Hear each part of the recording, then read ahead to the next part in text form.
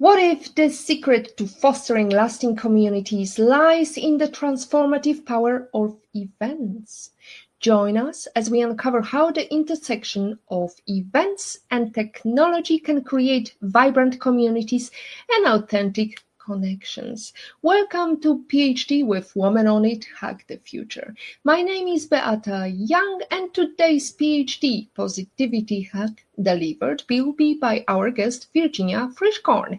Topic: Gather, Engage, Connect. How events foster lasting communities. Episode 175 starts here. Let me remind you, this is a grassroots community that focuses on women on IT, an inclusive forum of women in technology, startups, and female leaders who are supported by men as well. And I bring heart to that hustle because empathy is my mojo, and empathy is critical when you're gathering, engaging, and connecting. In this episode of Positivity Hack delivered, Virginia Frischkorn, a former event industry professional turned tech founder and the mastermind behind Party Trick, will share her incredible journey. With over $100 million in events produced for top global brands and accolades from Vogue and Martha Stewart weddings, Virginia is redefining the experience economy through innovative technology. Virginia, let's start with a simple question. Where are you joining us from? First, thank you so much for having me here today. And I'm sitting in Denver, Colorado today. Beautiful location. It's hot, hot, hot here in Turks and Caicos. So let's go to this very fascinating topic of community gatherings and fostering innovation through community power. Virginia, you've produced over 100 million events for top global brands. What was the moment when you realized that events could be more than just gatherings, that they could actually build lasting communities? You know, I think I always knew they could build lasting communities. I grew up in a family that hosted and entertained a lot. My father was an entrepreneur, part of the YPO community. And so I grew up in these community building events, then stumbled into that career professionally. And as shared, did 16 plus years in luxury, ultra luxury event production. And then COVID, to really bring it back, punctuated that gathering is a necessity, not a luxury. And that gathering, that in-person connection is really what builds and fosters connection and community. Did you know that the first recorded large-scale event in history was the ancient Olympic Games in 1776? It was just about competition. It wasn't just about competition. It was about bringing people together across city-states. Studies show that people who attend events feel a 25% stronger sense of belonging than those who don't. What's the magic ingredient that transforms an event into a true community building experience? I think when people are together in person and they feel safe, they feel secure, they feel seen, that's when the stage is set to build that connection, to build that community. I think a lot of times people ignore, honestly, the guest experience. They are ticking off boxes to make sure they have the things that they need. But I like to suggest that people put themselves in the shoes of the most uncomfortable guest. And if that guest feels comfortable, they know where the bathroom is, they have a glass of water, then they immediately let their guard down a little bit more and they're able to actually truly connect because their feelings honestly have been taken into consideration, which opens them up to connecting with others. So it isn't just a buzzword, it's a feeling, it's a sense of belonging. How do we create that security and safety during a gathering? You know, I used to joke with my clients, and this was really specific to luxury wedding clients, but I think it'll resonate with pretty much everyone. I would always go to them and say, look, you're going to have a phenomenal experience at your wedding, right? Like you are the bride, you're the groom, it's your day. But think about that girl. And I'm going to put it, play into some traditional gender roles, but think about the girl who just got invited as a plus one with the rowdy groomsmen. and she's coming and she's showing up and she knows no one there. If she's been contemplated, if her experience has been contemplated, she knows where to go, when to be there, simple things like what to wear and making sure she actually feels safe and secure. If you can put yourself in her shoes and make sure she has a good time, then everyone is going to kind of be able to let their guard down. So what that looks like, again, excellent communication before and after, making sure that the event is laid out with adequate food, adequate water, music that's loud but not too loud, enough to really kind of set that stage. But really, again, going back to that, put yourself in the shoes of the most uncomfortable person. And if that person's comfortable, they will feel safe and able to actually actively engage. So I think community is also about what role players are in the community. Would you say that there are key players, and how do you motivate them to really have that glue moment? Yeah, I definitely agree that there are. And I think about a lot of the networking events, whether it was something as part of a community that I've been part of or some of the organized events that we've facilitated for others. I think it's always great to identify a couple key people who go out of their way to really kind of be that ambassador, actively engage those in the crowd, have some, things in their back pocket, some tips in their back pocket to engage the crowd and spark conversation, to spark delight. I'm a big fan of small interactive, like not cheesy, but interactive activities and moments that encourage active participation. They take the guard down. You're, engaging, whether it's this sounds silly, but like building bath salts or some sort of a crafting thing. I've done these at events and they work exceptionally well, whether we've had executives from top financial institutions or just a group of, women networking and talking about their professional communities. That active engagement really allows people to let their guard down and start having, it's almost like talking to a child who's in the backseat of a car. That's when you have those best conversations. So if you can plant a couple key people to guide your group, to guide the community at these events into activities, ask them questions that are more additive than just, what do you do? Or what was the most exciting thing you did recently? But truly, like, what was the most exciting piece of media you consumed? Value additive conversation. I find that's really helpful. And again, designating those like ambassadors will foster that connection. You've been featured in Vogue and Martha Stewart weddings, which is no small feat. How do you think the aesthetic and design of an event contribute to creating those connections, that authentic connections that you talk about? I love design and I love a beautiful event, right? It's nothing is like for me as someone who is motivated and driven by beauty and loves the aesthetic. A beautiful stage being set with gorgeous flowers, great lighting, those details is really key, right? But it's subtle. I don't think people remember what the flowers necessarily were. They remember if it was hot or cold. They remember if it was too loud, too quiet. So those aesthetics really do play into it, but it's making sure that they hit that kind of like just good enough, but you're not obsessed only on those things. I also really like to remind people to engage all of the senses, even things like smell. We've scented pathways. We've had incense and lavender, things so that way you're really creating kind of this like all-inclusive, holistic environment for that community to flourish.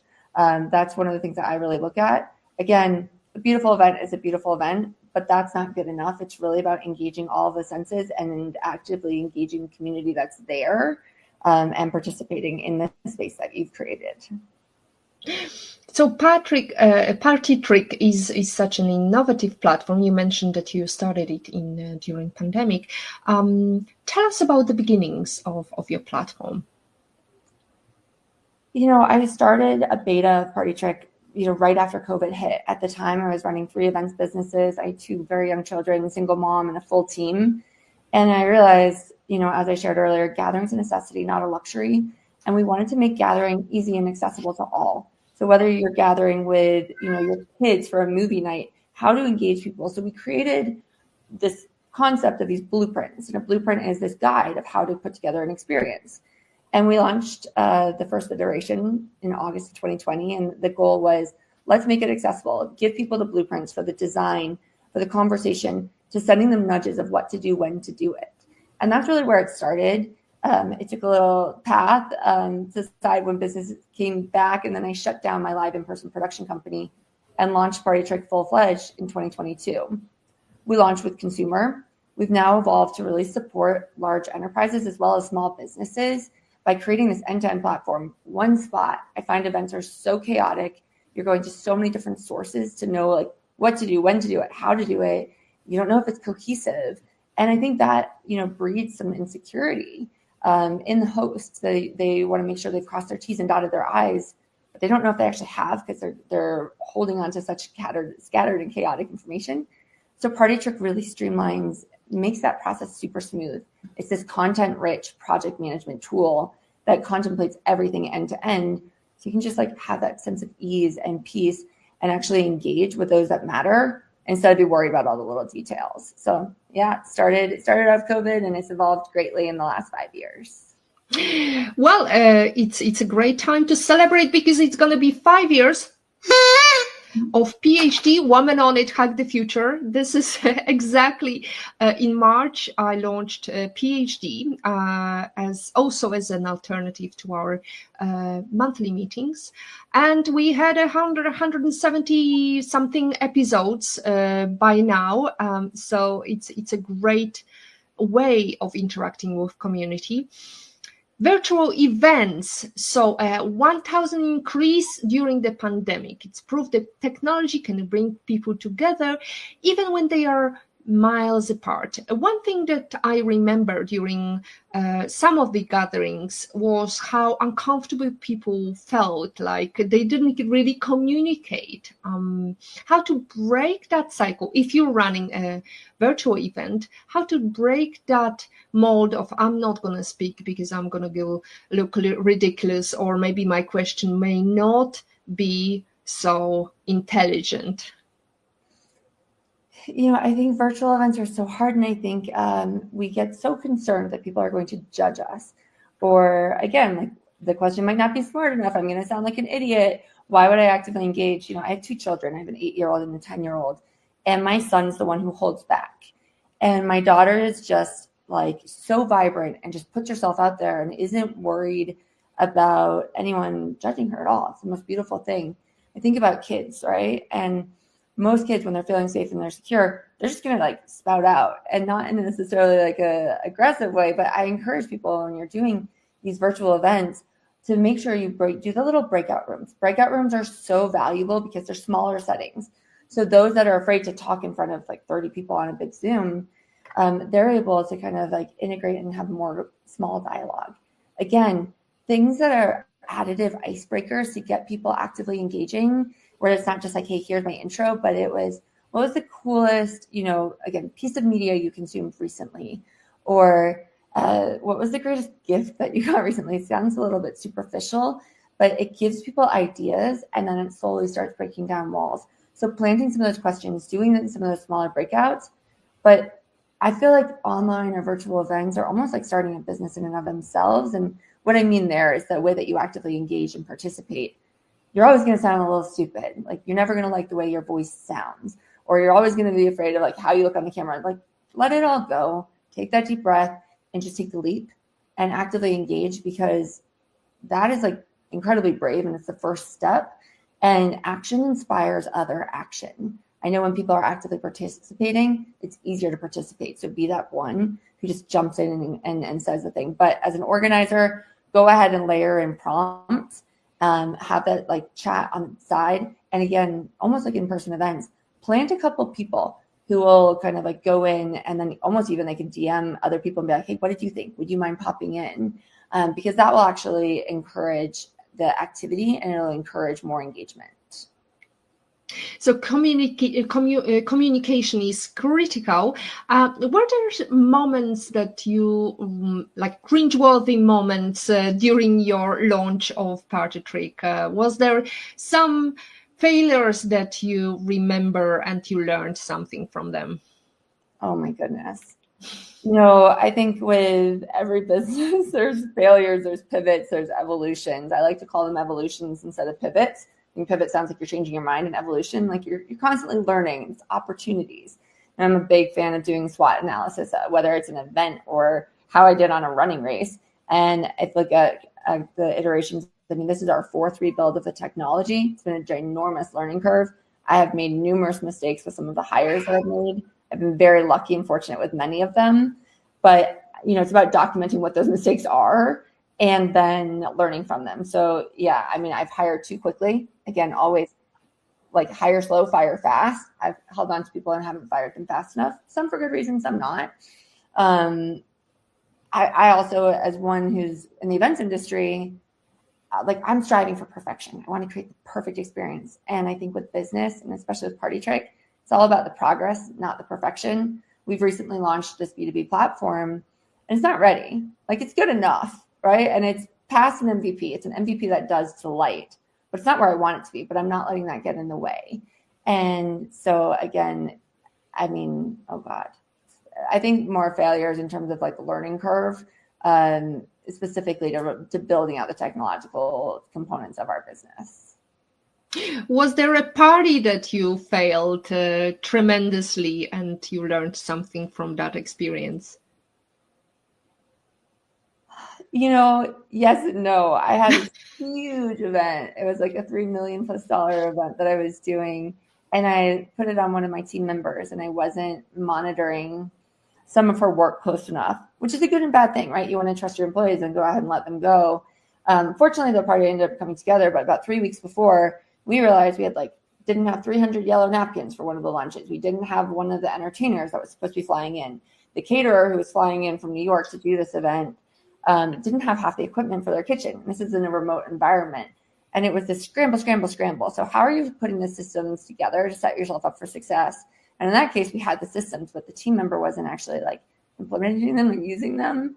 And it created, fortunately, the event was a tremendous success, but the planning process was in my opinion, a tremendous failure. So that was part of the people factor. Now control. Yeah. Yes, trust, but also check is important factor in especially at the early stages of creating a startup. The future of experiences. Can you tell us how smart AI and automation is shaping the next generation of social gatherings and event planning?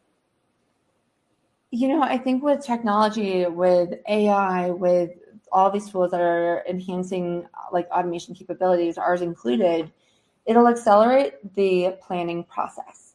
And I think that's incredibly beautiful because it'll allow events and in-person experiences to get more creative.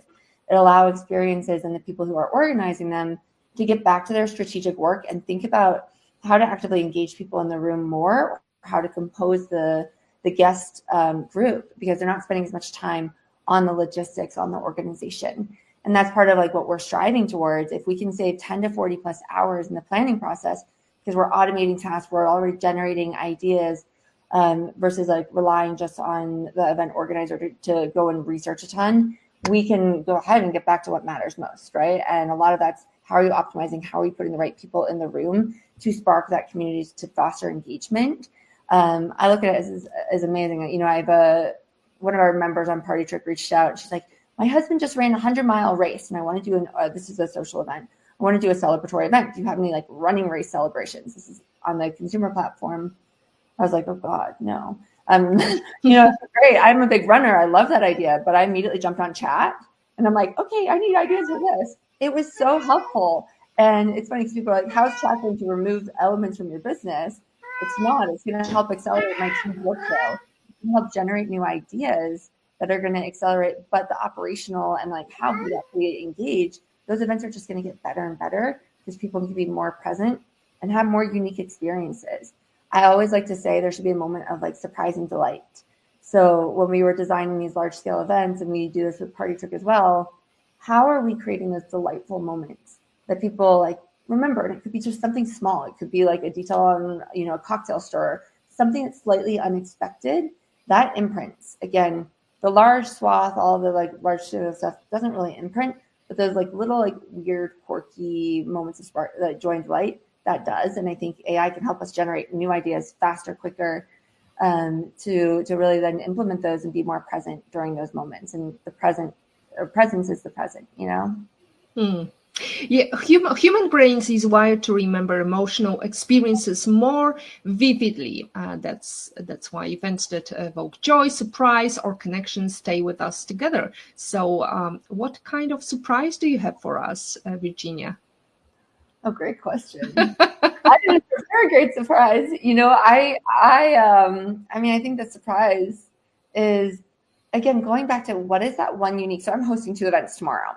They're both kind of network community events here in Denver, which is why I'm here at the moment. One is a hypno breathwork class, and then the other is just a cocktails and conversations. But they're both about building community, right? And one is at a bar studio with an amazing hypno breathwork teacher. But we're surprising people and bringing in a sponsor who is a jewelry company, and she's actually going to surprise everyone with like little earrings at the end, something that she's donated, something that she sponsored. No one knows this.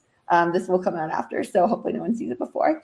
So it's small, and they're not like wild and crazy, but it's these little moments that are unexpected. And I have a little trick up my sleeve for tomorrow evening where I like to send everyone home with either like muffins for the next day or a little thing of coffee. Again, it sounds silly to do this, and it sounds a little bit like materialistic, but I would say the personalized touches, those surprises, they actually really do matter. People remember them. And I think in this fast-paced world, those moments of slow thoughtfulness, those little surprises are really helpful. And it could even be something that's very inexpensive, like send in the thank you note, hey, here's the playlist we listened to. Or, hey, I saw this meme and it made me think of something that's going to make, again, a value additive, or will spark like a laugh or some humor. Is way better than rank my event on a scale of 1 to 5.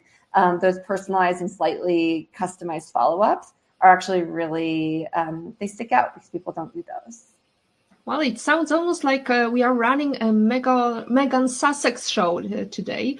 Ladies and gentlemen, I have to tell everybody listening to us, this event is not going live. This is a pre-recorded event, so Virginia can focus on her events tomorrow. You've worked with some of the biggest brands in the world. What's one event you produced that truly transformed the way a community interacted with your brand or with the brand that you created the event for? You know, this is a unique answer, and not having thought about it too much in advance of this one. I share this because it was really impactful from a community building perspective, but it's not widely relevant to a lot of people. So just keep that in mind, and I know that. We produced a 4-wheel drive experience for Ferrari when they were launching their FF, which is the first 4-wheel drive Ferrari. And this is way back when. And it was really pivotal for me. It was like my second, third year of producing live events. And the reason I bring this up in terms of community building was it was a 2.5-day experience. And for these luxury brands, you know, I was meeting with the GM of one of the largest global jewelry companies recently. I was talking to him about negotiation and sales. And he goes, you know, Virginia, and this goes back to Ferrari in a moment, like we sell luxury. We sell items that no one needs. You know, I put Ferrari in that bucket as well. So if you're thinking about brands that are selling something, especially in the luxury space, community is incredibly important. That's what fosters kind of like long-lasting buyers. And so this event that we produced was a series of, you know, a couple of day events over the course of the winter. And they paid so much attention to the experience that their guests had. Obviously, they have a very large budget, and the ROI potential is very high. But again, it was really about that guest experience that really matters the most. And you'd come out of it. And I know that those communities, and especially those core groups of people that were together during those experiences, still stay in touch because we actually still get information about it. And this is like 14 plus years later, where it was such a tight-knit experience, small, intimate, actively engaged, doing something together versus, hey, I'm just coming to a cocktail party. Again, not easy for a lot of people to reproduce, but it was incredibly impactful. And if you think about how you're building these like experiences, some of the repetitive nature, a little bit of longevity, and a smaller, tight-knit organization is way better and more impactful than these large scale. But again, repetition and consistency is something that I find to be really key in terms of making long-lasting impressions. The experience economy is a term we hear a lot these days. How do you see events shaping the future of how we connect, not just as consumers, but as human beings? I love the experience community and the experience economy, because like I saw this trend over the last 16, 18 plus years where the number one priority in the beginning of my career in events was about the look, the aesthetic, the band, which doesn't play into the experience. Ultimately, that transition and clients cared less about what they were spending. It was less about showing off. It was less about that Instagrammable moment, but it was about, I feel like I've said this a million times now. I wonder if we ran it through AI, how many times it truly is, but it really became about the guest experience.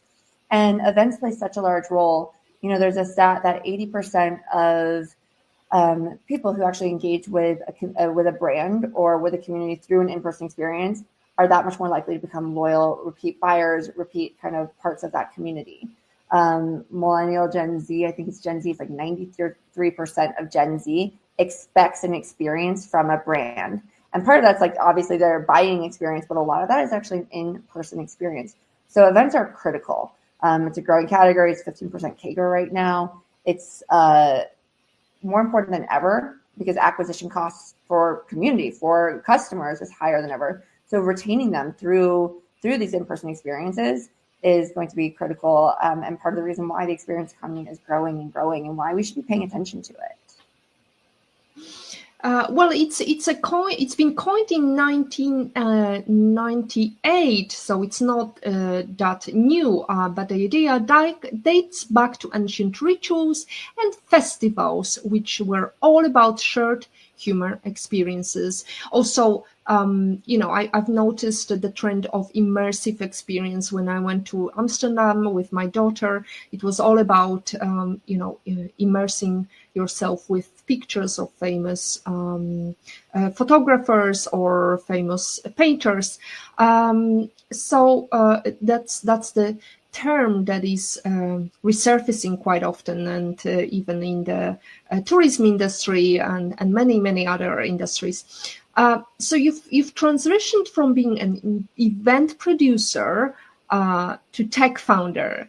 What inspired you to take that leap, and how it changed your perspective on community building? I fell into producing events because it was easy for me. Again, as I shared at the very beginning, I grew up in a family that entertained a ton. I knew how to kind of do those three core skills: the plan, the design, and the execute. Most people are good at one of those, not all three together. It's just how my brain works. I grew up in it. And so I fell into this like live events business. However, my very first job before I launched my businesses was at a luxury hotel. It was a 5-star, 5-diamond hotel in Aspen, Colorado, but it didn't have any systems. And one of the very first things I did was I created all the SOPs for that hotel. I did document everything. And it's funny, I was speaking with the former GM of that hotel recently about it and sharing that experience, even though I hated it, transformed the trajectory of my career drastically. And so I did the same thing when I launched my businesses. I documented. I then, because I'm an efficiency nerd and productivity nerd, started layering this into these workflows in Asana. And it allowed me to scale my businesses. It allowed me to train teams very quickly. And then I realized, okay, look, I have this basically structured and kind of analog that could teach others. So I taught planners and I created a course to teach others our system. It was that much more efficient. I could put one person on 40 plus events at a high touch events, which is very uncommon from a ratio perspective. That ultimately led me to realize, wait, I'm not dreaming big enough. If I can impact this, why don't I dream bigger? Let's get this out there for everyone. And this is going to sound very, very cheesy, but there's a book that was incredibly pivotal in my childhood called Miss Rumphius. And in this, Miss Rumphius travels all around the world, has these amazing experiences, but what her calling is to make the world just a little bit more beautiful. And so she spreads lupin seeds all over. And so she's known as the Lupin Lady. And I look at this as I now built a tool that's essentially like planting lupin seeds everywhere. And I've empowered others to take the tools that we have so they can build those connections. They can build the community. And I think in the state of the world these days, not to sound depressing, but we need that. We need connection. We need joy. We need community.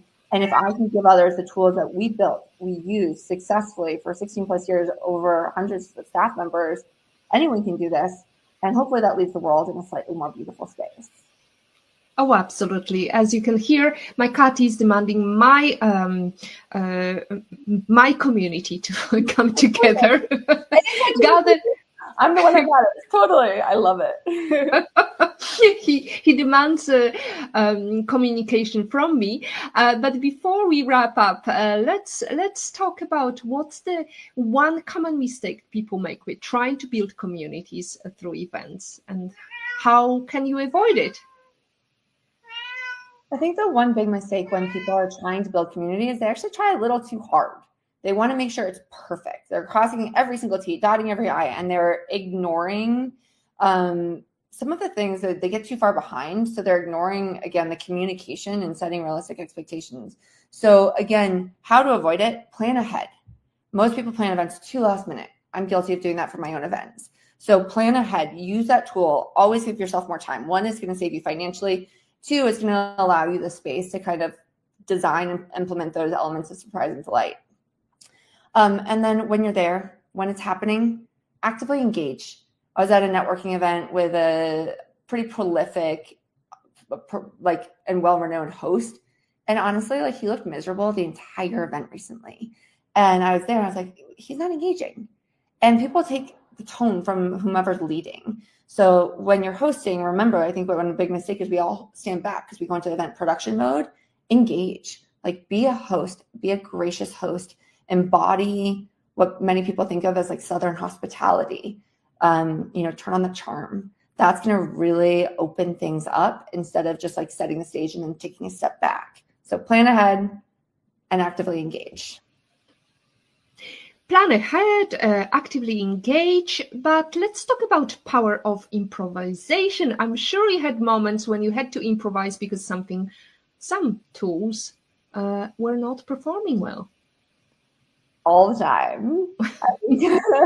As planners, our job is to come up through A through Z, right? And so a lot of that, why I say plan ahead, is so that you can implement plans B, C, D, E when they go awry. So, your caterer doesn't show up, there's a car accident, and the entertainment gets stuck behind it. So it's thinking, okay, if something goes wrong, what am I going to do? And that goes back to, if you want to be a present host, making sure that you have that plan B, that plan C in your back pocket is incredibly important. And also remembering no one knows what it was supposed to be. I think a lot of times, we have this idea in our head of what an experience is supposed to look and feel like. And maybe a donated product doesn't show up on time. Well, so what? No one knows it was supposed to be there. So it's reminding yourself, okay, do we have the basics? Are we covered? Do we have food? Do we have beverage? If the entertainment doesn't show, do we just have a speaker? Those things are going to be fine. No one's going to know that there was supposed to be this person there. And then gracefully handling when things do go awry versus broadcasting that things have gone awry. I once had a client who felt the need to narrate all of the things that were going to be happening. Wildly, it was good for his stress probably, but really not ideal for the guest's stress. So if things start to go awry, calm, cool, put on that poker face, because again, rally a couple people for help if you need to, but don't broadcast it because no one needs to know. No one knew what it was going to be anyhow. So that planning ahead will allow you that time to respond in a more cool, calm, and collected fashion. FOMO, fear of missing out. How to make sure that your event was successful, but also make sure that people are attending the next event in bigger numbers. I think FOMO is such a thing. Again, I look at how to show that highlight reel, how to make sure you're documenting it. I think when we're hosting, we forget to document. And so sharing, okay, so if say you invite 80 people to an event, 20 people come, which honestly sounds like it's not great attendance, but actually is for kind of a networking community event. How do you increase that? One, keep the people engaged that first time. Show them what they missed a little bit. Give teasers. Show the highlight reel, and give plenty of lead time. Again, scarcity is really a helpful tactic as well. We have 2 seats left. Hey, 2 tickets just opened. I mean, you may not have actually, I do this all the time. We have this for the event tomorrow. I have 10 seats left for my breathwork class. But I'm like, oh, we just had 2 open up, like hurry, because then that creates that feeling of, oh, there's that scarcity tactic. And I think right now scarcity is a big thing. And then they feel like, oh my goodness, I'm so lucky when they actually get that spot, whether it's true or false. Again, those are things that you know and can keep in your toolkit. But really it's about show that highlight, remind people what they're missing, and then add in that layer of scarcity to kind of like drive signups, to drive attendance. And again, maybe do something that's exclusive for those that do attend. So, hey, here's an exclusive giveaway. Here's something exclusive if you're actually able to be there. I find that's less motivating, but it is something to layer in if need be or desired. Cupcakes or whatever it might be. Absolutely. So apparently hybrid events combining in-person and virtual experience are predicted to grow by 25% annually. It's a game changer for inclusivity and accessibility. So we've seen events industry evolve over the years. What's one trend you're most excited about right now? You know, I think that one of the things I'm most excited about with events, and I know that I keep saying this, the ability to personalize and customize events now because capacity is opened up. So whether that's doing more information and more research on those who are attending, I see, and that's something that we're really intentional about, and honestly something that we have built into the platform of how do you know who's coming, and how can you almost put together like a little Facebook and how to like curate these experiences or connections while you're at these events. We did this very impactful event this past fall, and it was something that we have on Party Trick, but it was where we were able to take a more comprehensive intake, like not excessive, but enough so that we knew what people were looking for when they were coming. And that way we were able to facilitate it with myself and another brand, the connections that actually happened. And because there's more time, if you use tools that automate, if you're leveraging AI for idea generation, it allows for that greater experience to happen and those more meaningful connections to occur that otherwise would have just kind of gotten pushed to the wayside. And you're able to do a little bit more research and make those more meaningful connections. So love that we can do this hybrid, but for those that are in person, it's an amazing way to kind of facilitate connections and better experiences. And then for those that are hybrid, how can you kind of make those hybrid people feel a little bit more included? And some of that comes in the post follow-up and even engaging on the way there. And I do find that they're getting left out less. But it's all about, again, remembering that you want to make just as good of an experience for those who are coming in virtually. And that's not about sending like, here's the same food that we're eating. It's not about that. It's really about being thoughtful and intentional and not making them feel like, oh, I couldn't come, I'm going to miss out. So customize communication channels for them. The largest event in history was 2019 Kumbh Mela in India with over 200 million attendees. If you could design the ultimate event to bring the world together, what would it look like and what message would you want it to send? Wow. Oh my goodness. You know what? I think the ultimate event would be something to encourage people to, this sounds very basic, but it wouldn't be like everyone in one spot. It would really be everyone with those that they love and care most about their like most connected community. If I could design it where I could get people together in whatever kind of their primary location is with their primary community, with killer food, killer music, and then one moment of delight. Who knows what that would be? I have to think on this one. This is a great question. But I can't the spot. And I think the one key message would be, it's like those human interactions. That's what matters most. At the end of the day, I lost my father in 2020, and I look back at the most meaningful experiences, and it's with those that we love and share and cherish the most. And those are the experiences when you're truly connected that have the greatest impact.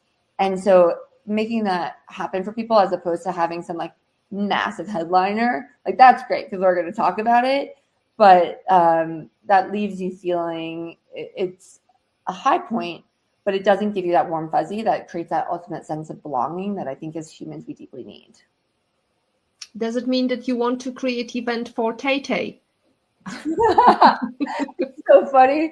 Having come from the luxury wedding industry, and my daughter who's obsessed with her, I talk with a lot of my friends that are still in the space and are like, oh my God, I really hope I get to do her wedding. And, one of them probably will at some point, given the type of, these are the top event planners in the world that are investors in my party in Party Trick now and in my community. So I am so excited for them to do this. I would love to take something for her and spread it and like that she could curate or someone would curate for her, who knows, and be able to kind of like spread the joy, spread the wealth, because she's an icon and she's done such tremendous things in terms of give back as well.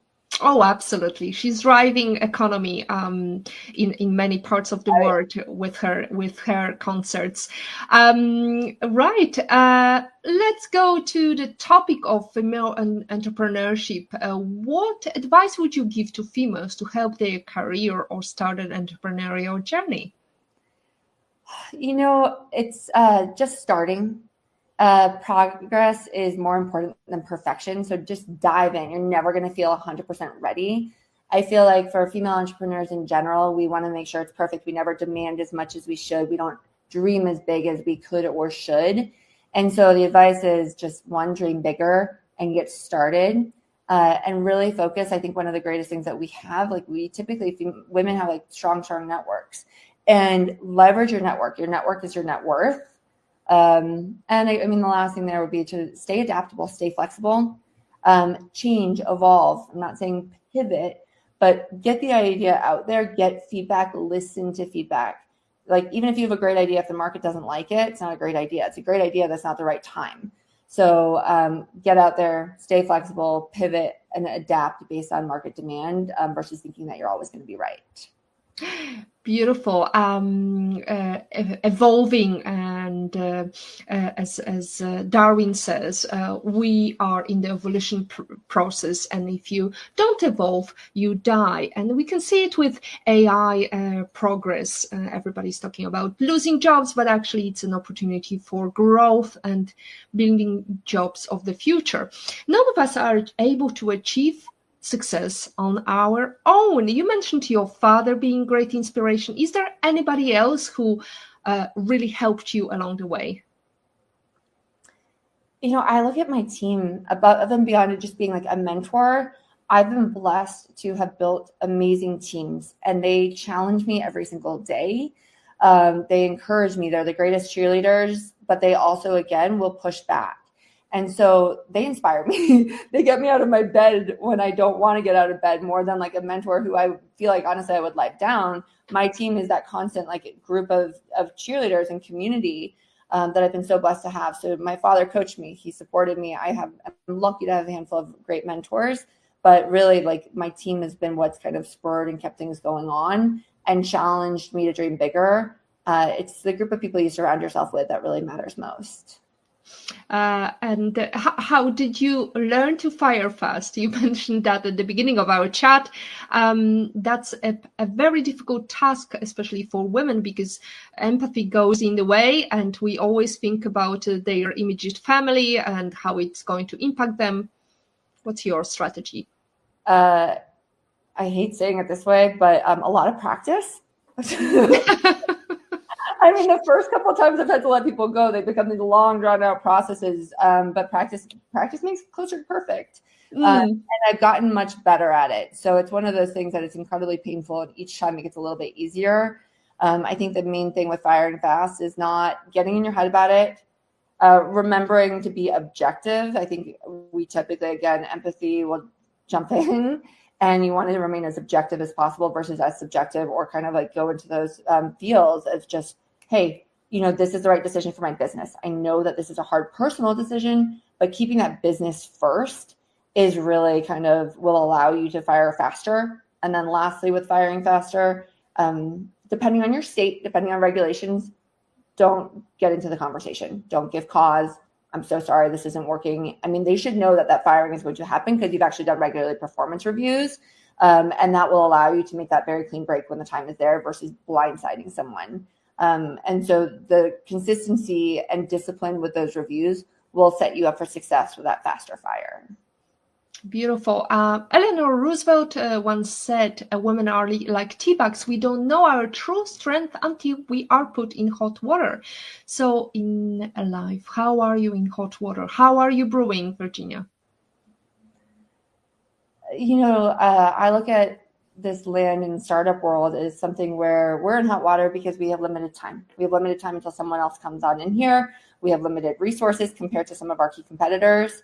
We've been in a situation recently where a lot of our key quote unquote competitors, I look at them as actually adjacent companies, are watching what we're doing, and they're much more well-funded than we are. And so there's pressure of how much you share. Are they friends? Are they enemies? Do you keep them close? Do you keep them closer? And that allows us to be a little bit tighter about how we're going to work. And so because we have less and fewer resources than we have to be a little bit smarter and grittier and more resilient. And so the pressure of limited resources, runway shortening and or extending, and then the competitive pressures really forces us to get creative. And I think that's been something that's been really helpful, where we're like, okay, we've like one thing and better work. And then therefore you get into that singular focus. I was speaking with someone about this the other day. They're like, this idea and this idea and this idea. And the short runway, the competitors with eyeballs allows you to say, what can I do? How can I go 2 inches wide, 2 miles deep? But maybe on the surface, like it feels like a little bit more, but really how do you stay focused to make what you need happen? And that's really, I think, what increased pressure forces you to get to. As a woman with many action points and blueprints, what is the number one book you can sit and think, oh, I wish I read it before I started my career? As an avid reader, this is a very hard question. Similarly, it's a hard one, like when it said, what's your favorite? So I'm going to, respectfully ask for 3 very quickly. 1, okay. The Power of Moments. It's about designing and curating moments, and whether that's a community moment, whether it's hiring and firing, how people interact with one another. Again, as I shared, your network is your net worth, and the experience you are creating and facilitating is going to really impact you as a leader.